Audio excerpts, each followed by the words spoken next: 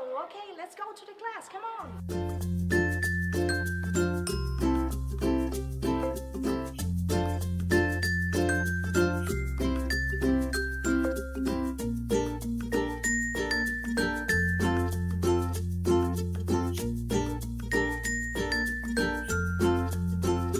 Kitchen es una escuela de inglés, enseñamos inglés sobre todo basándonos en cómo aprenden los niños el lenguaje materno.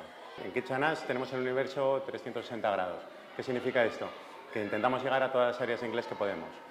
Tenemos el curso, tenemos actividades como pueden ser Story Times, Little Chef, Mad Scientist, además hacemos campamentos en épocas vacacionales.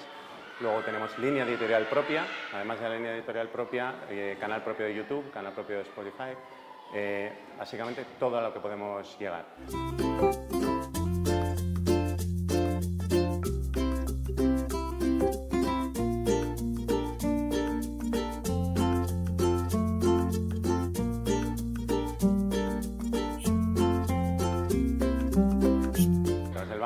Y vamos directamente a Asturgar. ¿Qué necesitábamos? Pues alguien que nos ayudara, que entendiera nuestra necesidad, que entendiera nuestra motivación, que entendiera que esto que estábamos trabajando y que en ese momento no se conocía iba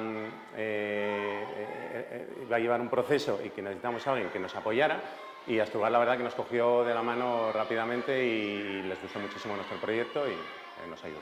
Ha sido un apoyo fundamental, sobre todo en la tranquilidad que teníamos a la hora de poder seguir trabajando nosotros y centrarnos en lo que teníamos que hacer, sabiendo que teníamos pues, a Asturgar detrás nuestro apoyándonos. Las pretensiones son sencillas, es conseguir que todos los niños kitchenas sean totalmente bilingües.